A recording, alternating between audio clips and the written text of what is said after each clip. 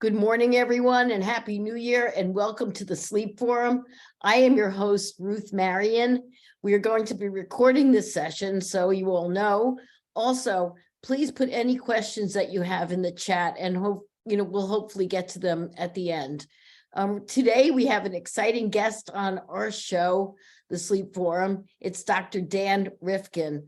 Dr. Dan Rifkin is CEO at Ognomy, which is the Sleep Forum app. Dr. Rifkin is also a Williamsville native who graduated from medical school at Dartmouth University and trained in sleep medicine as a fellow at the University of Michigan before returning home. He is also a clinical assistant professor of neurology in the University of Buffalo Jacobs School of Medicine and Biomedical Sciences. Ognomy offers sleep apnea telemedicine services and so much more. So I have a lot of questions for Dr. Dan today. So with that, I am going to introduce him. Hello, Dr. Dan Rifkin. Nice to have you on the Sleep Forum today. Hi, Ruth. Thank you so much for having me. It's truly a pleasure to be here to talk to you today. Thank you so much for your time in advance. So let's dive right in. Let's talk a little bit about, before we jump in about Ognomy, let's talk a little bit about sleep apnea and some of the statistics. How many people are undiagnosed with sleep apnea? Right. Well, you bring up a really great point, and which kind of drove me to establish Ognomy as an app and as a virtual platform to diagnose and treat patients, because it's so prevalent, and it's not only prevalent in the US but in the world. I went back to school for a degree in public health and graduated in 2018. And that's when I really recognized the burden of untreated obstructive sleep apnea and the ramifications of leaving it untreated. But getting to your question and the actual statistics, there are more than 1 billion people worldwide with obstructive sleep apnea, and the vast majority remain untreated. In the US alone, there's probably about 25 million, depends on which paper you look at or which epidemiologic methodology you look at, but about 25 to 40 million patients, and 90% of them remain undiagnosed. So that we've got a lot of work to do. And that's why we created Ognomy. Yeah. So why are those people undiagnosed is my question. That's also a really great question. And I think there are a lot of pain points, and there are a lot of reasons why. There's a lot of I'm not sure if this is a politically correct term, but old wives' tales about sleep apnea and who has sleep apnea and what the treatments are. One of the things that patients don't realize is that you don't have to be an overweight, middle-aged man to have obstructive sleep apnea. You could be a very young, thin woman. You could be an older woman. You can be a younger man. It's a disorder that we call that occurs from cradle to grave. It can occur at any age and in any person. Although it might be more prevalent in someone who's overweight, we see tons of patients that are not overweight at all, where their weight plays no role in their obstructive sleep apnea. So that's the first thing. And that's one of the major reasons why people just don't think they have it, because it's a disorder of breathing while you're sleeping. Most people are just sleeping, and they wake up in the morning just feeling tired, and they don't feel like they've had a restorative sleep. So it's not that they've been told that they snore loudly, or they wake up gasping and choking, or they wake up, all these things you hear about sleep apnea, they're simply not true. Sometimes they are, but the vast majority of patients don't wake up like that. They just wake up feeling tired, and they don't know why. And they go to their doctor, and the doctor might say, well, you're not getting enough hours of sleep, or maybe your mood is down, you're feeling a little depressed, or different things like that. So it's just unrecognized, and it remains to be absent from the top of the mind of the physician that you see. Like, doctors still don't think of it, and they should, because it is so prevalent. And when that number represents 10 to 15% of the population of the US, maybe even more. And doctors need to think about it more. And I've spent my medical life talking about sleep apnea, giving grand rounds, trying to educate physicians on the diagnosis. And what I've realized is that at this point, I have to give up on that. we have to go directly to people and educate people and raise awareness about this disorder, because it is a disorder, like I said before, that if we leave untreated, and this is where I'll be wearing my public health hat, if we leave it untreated, it just has a lot of ramifications in terms of even burdens on health systems in the world. Like even in the US, like we have a pretty robust health system that could handle non-communicable diseases like heart disease and stroke and diabetes. But imagine all those countries that can't, that don't have the infrastructure in place to deal with those diseases. So it's important that we recognize obstructive sleep apnea, recognize it early, treat it to prevent the downstream effects, which can be cardiovascular disease, and disorders associated with that, diabetes. There's a whole slew that I know we don't have time to go into today, but there's a lot. So the other issue I would think is also people are kind of lazy about getting treated, right?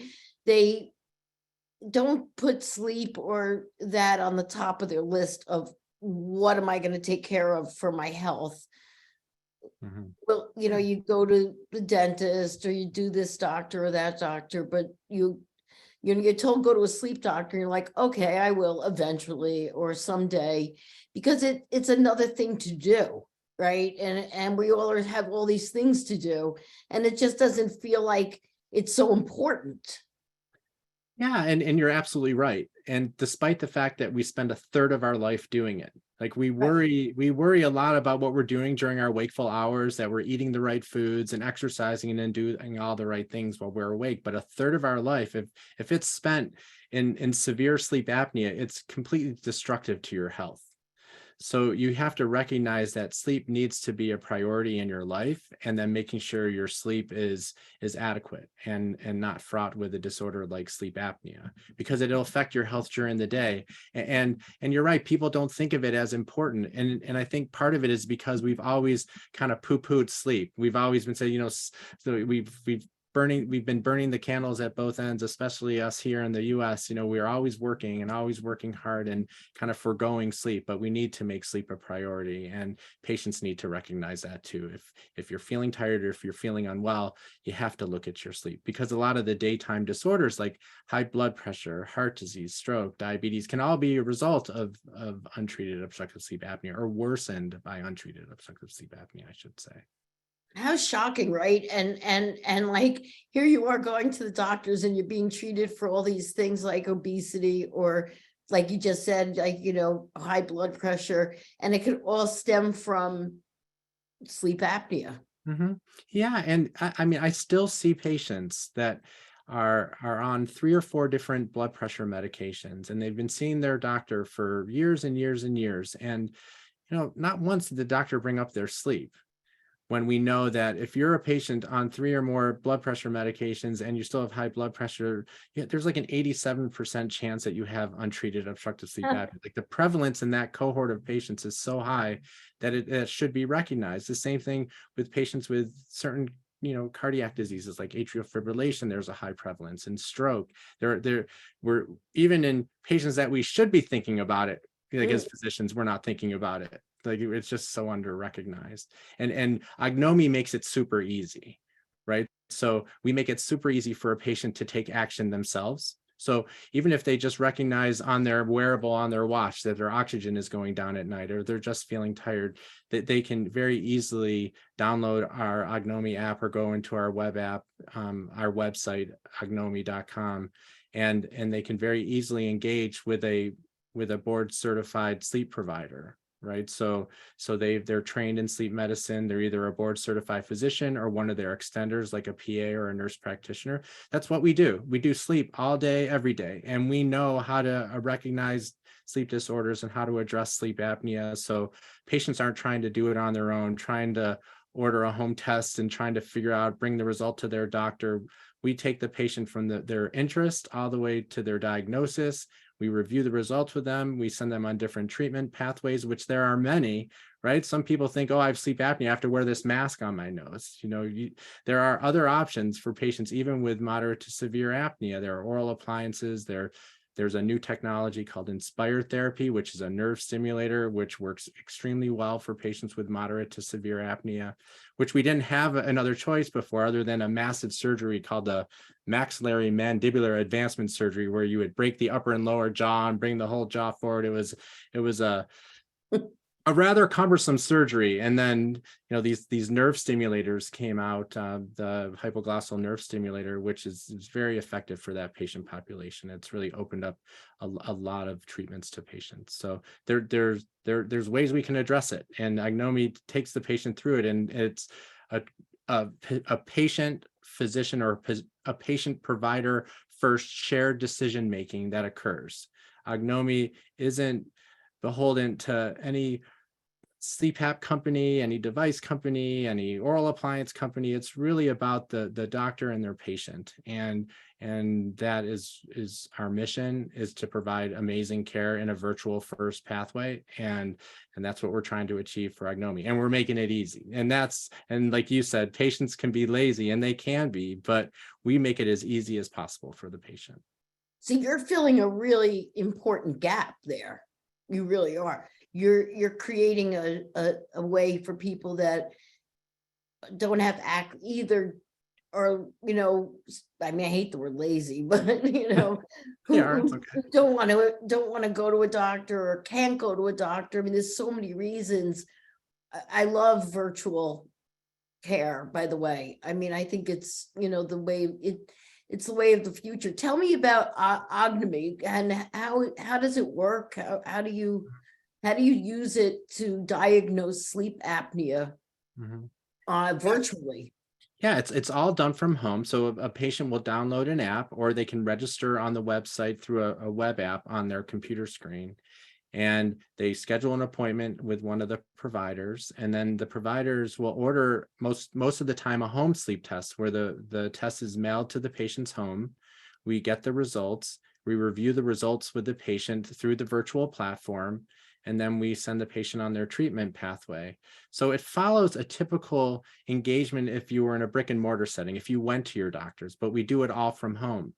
Wow. And it just makes it, again, just really easy for the patient, because they don't have to miss work, to go see the doctor or wait in waiting rooms for a half hour. They don't have to spend a night in a sleep laboratory. Again, these are those pain points that patients don't want to do.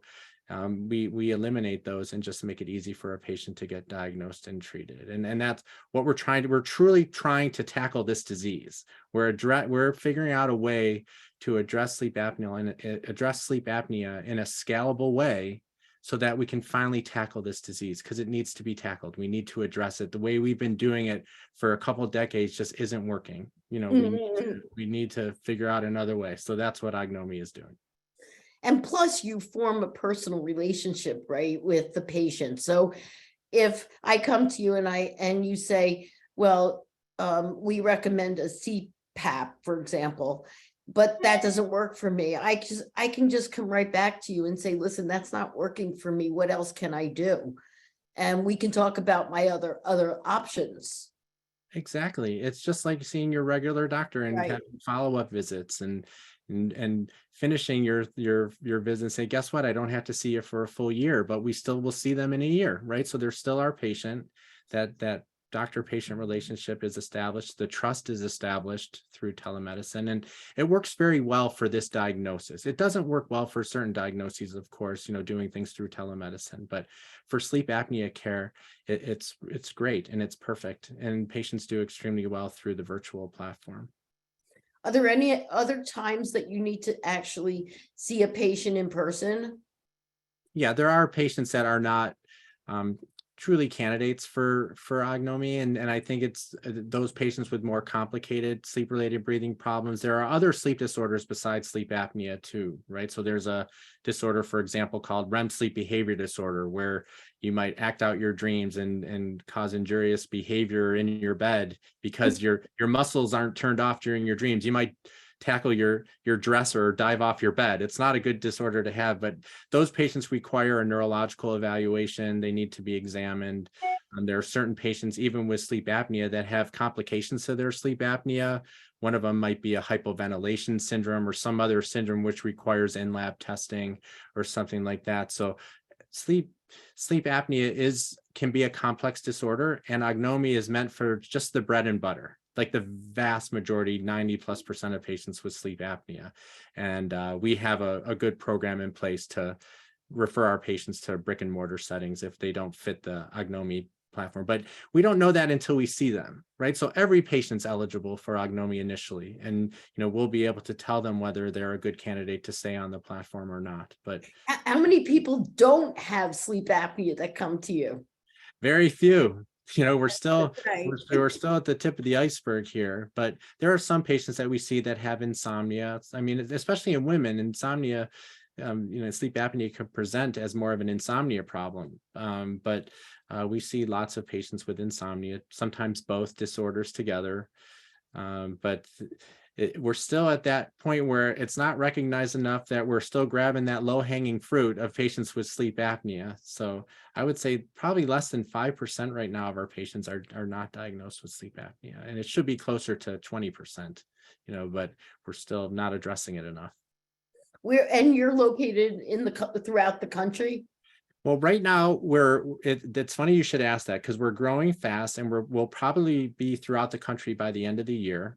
But right now we see patients through their insurance. So it's covered by their insurance in 11 states. We also have some partnerships with other types of payers where we're in 35 states. So we don't go through the patient's insurance, but through perhaps like a secondary vendor or something like that. So for the typical average patient right now that wants this all to be done through their insurance, we do it in 11 states. That's awesome. That's great to know too. Yeah. Also, that was my other question, was cost. So it is covered by insurance. That was one of my questions to you. That's awesome. Do you also get back to the referring physician with results? Of course, yes, we do. We get back to them with a copy of this patient sleep study, our notes. We take full notes on the patient every time we're in there. And this is the fun part of Ognomy. Like, the actual platform is great for the doctor too, because our notes, a lot of them are templated. It's very easy to create the notes so that they can communicate with the referring physician. Because I think that's important, because a lot of times as a sleep physician, we'll recognize that they've been on an antidepressant, an antihypertensive, reflux medication, other medications that are simply related to their untreated obstructive sleep apnea. And once they're treated, we sometimes make the recommendation, you might want to revisit this medicine, that medicine, that medicine. So we can have the primary address their medications with them, because we'd love to see our patients come off medications. It's one of those metrics that we follow. Even in Ognomy, we have a lot of data that we're following on the care of our patients, and that's an important one. However, of course, you're compliant with all kinds of, right, as far as compliance and HIPAA. Absolutely. We're fully HIPAA compliant. It follows all the rules of Yeah. being a doctor in, a brick and mortar setting. And Of course. we're fully cognizant that it is your private health information. So we respect that, and our data is used for the care of the patient. Yeah, we don't sell the How patient. many physicians work at Ognomy? So right now we have about 20 providers on the platform. Wow. And we hope to have that doubled by the end of April. So we're growing very quickly in the next couple of quarters. So we're excited about that. We're a little behind. This is something we thought that we'd be able to do almost a year ago, but recognizing some of the hurdles, we weren't able to achieve the growth as quickly as we would have liked to, but we have a different pathway in place where we're achieving our goals. So we'll be in your state soon. Don't worry. That's great. That's great to know. I'm in New Jersey. Yep, it's very soon. That's awesome. That's awesome. So is there anything else that we have not covered about Ognomy that you'd like to share with us? No, I think I just want to tell your viewers to also, it doesn't have to be them, like even their bed partner or someone they love. If you recognize very loud snoring, or if you recognize that your loved one is falling asleep too easily watching a movie like early in the afternoon, or or early in the evening, or other subtle signs of sleep apnea, waking up frequently to go to the bathroom at night, feeling warm at night, throwing your covers on and off, or kicking your feet out from under the covers, waking up with a sore jaw, waking up in the morning with a headache or sore throat. If you're recognizing that not only in yourself but your loved ones, just tell them to get it addressed. If they don't want to join Ognomy, that's totally fine. Tell them to talk to their doctor. Tell them, the doctor doesn't have to ask them. They need to be their own advocate for this disease, and it'll help them in the long run. And we mentioned the health benefits. There are even studies to show you look younger when you treat sleep apnea. So for those people that just want to even look younger, so you're getting a really good night's sleep, you can treat your sleep apnea and forgo that facelift or whatever you wanted to do. Not only do you look younger, but I think it also affects your digestive system as well, and other parts of your body. I mean, as far as losing weight, and which is also one of the tackles that we all, I don't know, I struggle with. We all do to some degree, but I think good night's sleep could help that. So yeah, I think your platform sounds really interesting, and it sounds like you're filling a void that it currently exists, which is great, because we need more rested people in this world. Yeah, and I think we're just starting to learn about sleep apnea, and really it's true. There are true ramification in the terms of health. Because when I went to medical school, which wasn't too long ago, it's a couple decades, but I didn't even have a single class on sleep medicine. So to think about, like, we've just started to learn about what sleep apnea can do to our health in a negative way, and I think we're going to continue to learn more. Truly, how it interdigitates into so many different diseases. We're just starting to learn about this. And well, it's really interesting. You just said that. One of our viewers typed a question in and said that a lot of doctors and practitioners do not get enough training in medical school on sleep, and that's why a lot of physicians and doctors do not want to, don't talk about it, because they don't know about it. Oh, for sure. For the longest time, even as earlier on, before laws were changed, we would forgo sleep, to take care of patients. We were worked really hard. Like, doctors were taught not to sleep, taught to be awakened in the middle of the night. We just, sleep didn't matter. But the fact that there really wasn't even a field of sleep medicine up until a couple of decades ago. I mean, REM sleep was only discovered in the 50s. It's not like my American Academy of Neurology has been meeting for over 120 years. I can't remember the exact number, but Yeah, our sleep society is half that. We just I believe I read somewhere that sleep actually started, sleep medicine started to become a thing in the 70s. That, I mean, that's recent. You think about that. I mean, like you said, just a couple of decades ago. Yeah, and the knowledge, just we don't have the centuries of knowledge like we do in a lot of other organs and systems and things that are important to our body. So we're a new field. We're learning things all the time, and it's exciting to see what's going on, even just the sleep apnea field. Just to see before we just had a sleep test in a sleep laboratory. Now we have home sleep tests, but different types of home sleep tests and different technologies on how it's diagnosed. And we don't just have CPAP, but we have oral appliances and inspired therapy and other ways to treat it, which I didn't have when I started, in my field. So it's exciting to see how it's a field that's noticed. Doctors are starting to notice it more, but your viewer is absolutely correct. We do not get enough training in sleep yet, but that will change. Again, we spend a third of our lives doing it. Our bodies need to make sure we need to make sure that our doctors recognize that third of our lives need to be healthy. Right. It's a real, we do need to, the doctors really do need to get a lot more informed. And, like you said, if you can't get to the doctor, get to the patient. The patient will get to the doctor. As if enough patients ask their physicians, what about my sleep? Then maybe a doctor will finally recognize that is a thing that needs to be addressed, and stop ignoring it. I mean, I think that's really important. So, but people are just taking charge of their own health anyway.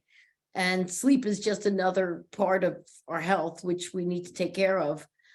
Thanks for doing what you're doing and filling that void. Did you start during the pandemic? No, we started to, well, my journey in telemedicine is an interesting one. I'd been trying to do it for years before the pandemic because I know it could work.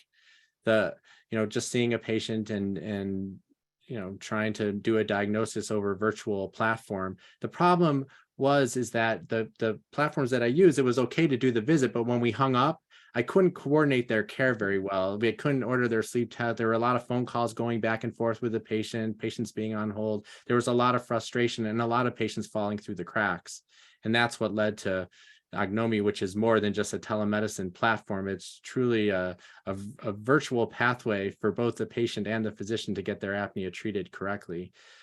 So we started a little before the pandemic in terms of the concept, but Ognomy became a company in February of 2021. So we're about 2 years old. Yeah, almost 2 years. All right. Well, I think you're doing great stuff. I'm so happy that you came on today to tell us all about your company and your app, the Sleep Apnea App, Ognomy. And thank you so much. By the way, one more question. Is there coverage in Montreal, Canada? Well, right now we're not international just yet. So until we get licensed physicians in Canada to treat a Canadian, we can't treat in Canada. But I'm sure there are other avenues to pursue. If you're interested in getting your sleep apnea addressed, talk to your physician there, and they'll get you on the right track for sure. Excellent. Well, thanks again. Really nice talking to you. And we'll be posting this broadcast so you can listen to it again. And thanks again for being on the Sleep Forum. Oh, it's been a pleasure, Ruth. Thank you for having me. And thank you for spreading the word and raising awareness on sleep apnea. It's super important. We're all in this together. So thank you. Okay. Bye now. Have a great day. Bye-bye.